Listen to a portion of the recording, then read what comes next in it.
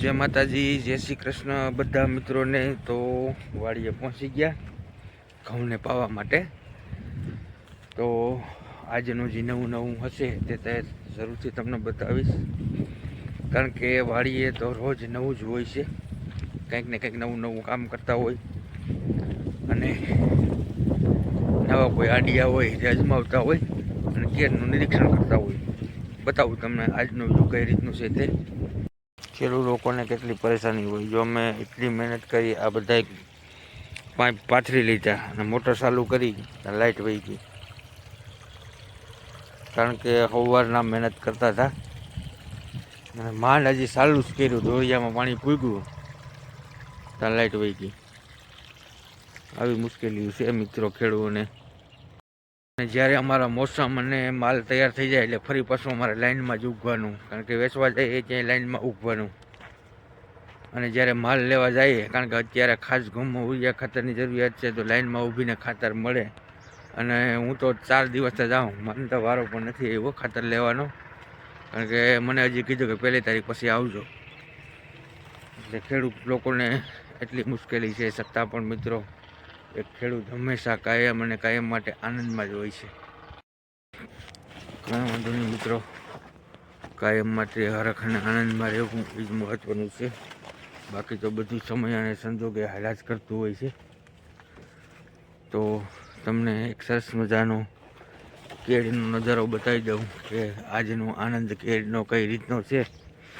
તો આજની સિચ્યુએશન કેરીમાં આ રીતની છે મિત્રો।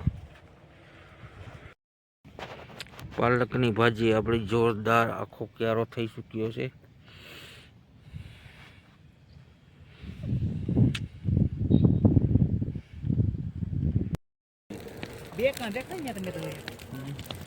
તો જો અહીંયા અમારા નણંદોઈ આવ્યા છે આજે। ઠંડી પણ બહુ છે એટલે સીધા આવીને તાપણું જ કરી દીધું। તાપણું કરી દીધું બંને વીવે। તમે તો આવીને તાપવા માંડ્યા કા જા ભાઈ, આવીને તૈયાર માથે તાપવા માંડ્યા। હા, અમારા ભાઈ આવીને કામ કરવા માંડ્યા, ના તાપવા માંડ્યા।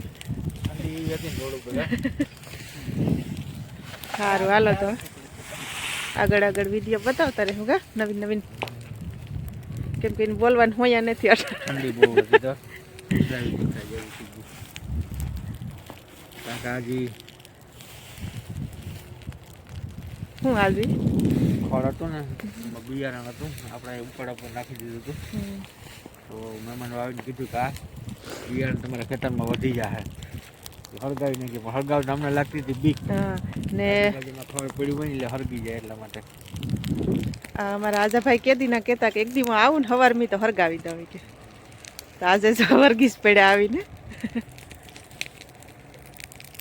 તો ચાલો હવે આપણે મોટરને ચાલુ કરી દઈએ અને ઘઉંના જે 5 ક્યારા બાકી રહી ગયા એ પાઈ દઈએ, કારણ કે આજે રવિવાર છે એટલે રવિવારનું કંઈક નવું કામ હોય જ કે જે આપણે વાડીનું શાંતિથી કરી શકીએ, કારણ કે આજે રજા હોય એટલે ઘણા બધા કામ ઘરના પતી જાય। તો આપણે મોટર કરી દઈએ ચાલુ હવે। તો આપણે મોટર ચાલુ કરી દીધી છે અને હવે જઈએ આપણે ઉપલા પેઢાએ કે કયો ક્યારો બાકી છે તે જોઈ લઈએ। તો અમે જો કેળ અને માંડવી નેદી અને અહીંયા કર્યો તો ઢગલો, કે જેથી કરીને ખેતરની અંદર કંઈ વસ્તુ રહે નહીં અને બહાર બધું કાઢી નાખ્યું હતું। તો એમાં બિયારણ થોડુંક વધારે હતું એટલે એમને સળગાવવાનું છે। તો એક બાજુ લઈ અને આખે આખું તેમને સળગાવી નાખીએ, એટલે જેથી કરીને પછી કંઈ જ બિયારણામાં ન વધે એમ। જો અહીંયા અમે જીવલો નેદ હતો એ બધું એક જગ્યાએ કાઢી અને અહીંયા હળગાવીએ।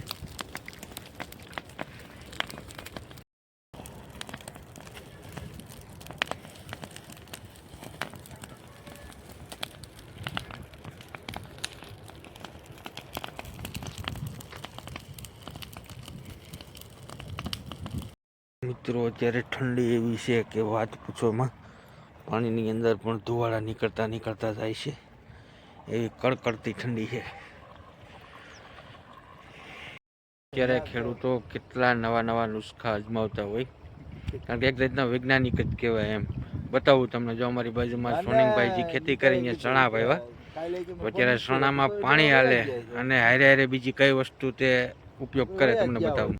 તો આપણે પહોંચી ચૂક્યા છે સોનિંગભાઈની વાડીએ, અને જો સોનિંગભાઈ અહીંયા ચણામાં પાણી વાળી રહ્યા છે, અને ચણામાં પાણી વાળતા વાળતા જો તમને અહીંયા પંપ દેખાય તો દવા નથી છાંટતા, અને પંપ અહીંયા પડ્યો તો તેની કઈ આધુનિક ટેકનિક છે એ તમને બતાવું છું. પંપ દ્વારા જો અહીંયા નળી આપી અને તે અહીંયા જો દવા આપે છે, જો અહીંયા ડબલ પંપ રાખ્યા. આ બીજા ક્યારામાં નાખવું વાળ્યું તો જો અહીંયા તેમને ચાલુ કરી દીધું છે. એક વ્હાઇટ કલરનું પ્રવાહી આમાં આવે, હું એ ખબર નહીં, પણ આપણે સોનિંગભાઈને મળીએ એટલે ખબર પડી જાય કે આ કઈ વસ્તુ છે આ ચણાના પાણીની હારે આપે. તો ચાલો આપણે મળીએ, સોનિંગભાઈ નાખું વાર લઈ એટલે આપણે સોનિંગભાઈને પૂછીએ કે આની હારે કઈ વસ્તુ તે આપે. સોનિંગભાઈ, માણસો બધા દવા છાંટતા હોય અને તમે આ પાણીમાં દવા ભેગી પીતી જાય, આનો શું મતલબ છે?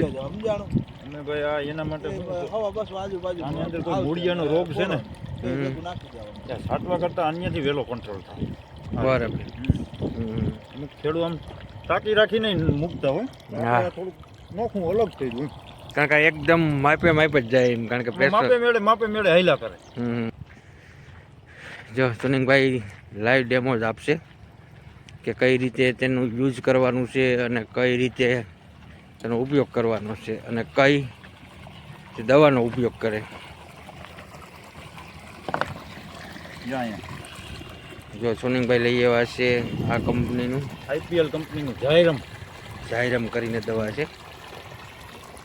પંપે અમે તો નાખતા જઈએ 40 ml, એક પંપ 40 ml નાખવાનું.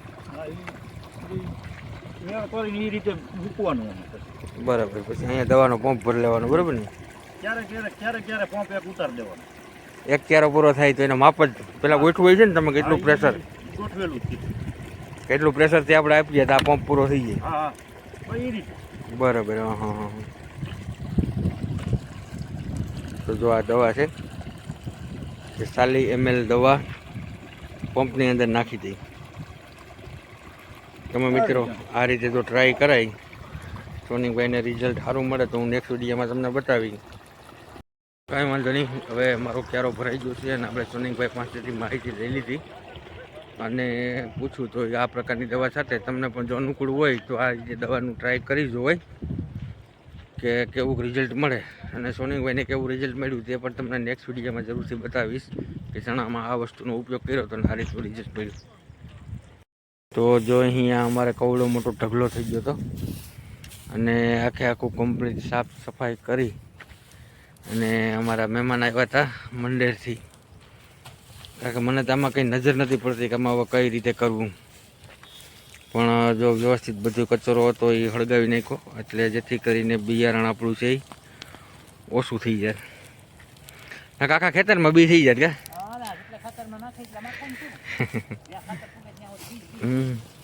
અમને તો પેલા આમ હળગાવતા બીક લાગતી હતી, આજુબાજુમાં કંઈ ખરકી જાય તો શું કરવું, એટલે પછી ઉકાળા માથે ઢેગલો કર્યા ગયા.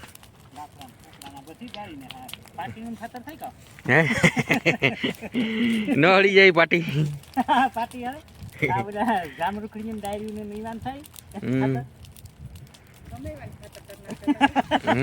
બધું માં નાખતો હતો કે હળી જાય એટલે ખાતા થઈ જાય.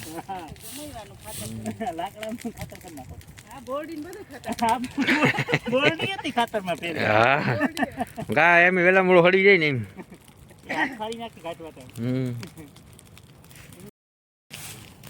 જો અમારે અહીં તેવ જ છે કે ઘરે એમ હામણો લઈને સાફ કરીએ, એમ ખેતરને પણ સાફ જ કરવાનું.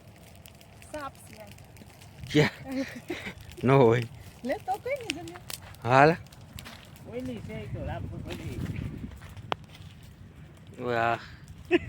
મોહી કેવાય, શું કેવાય? સાપની મોહી છે. અહીંયા કેવું છે ખબર સવારમાં ટાઈટ લાગે અત્યારે એવો તડકો લાગે ગરમી રેડ બેર થઈ ગયા. હા તો ચાલો હવે અમે ઘરે જઈએ અને અમારો વિડીયો અહીંયા એન્ડ કરીએ. તો અમારો વિડીયો તમને ગમે તો લાઇક શેર અને સબસ્ક્રાઈબ જરૂરથી કરી દેજો. ન ગમે તો કમેન્ટ તો જરૂર કરજો કે આમાં આ ભૂલ હતી. ગમાડી જોજો આવજો.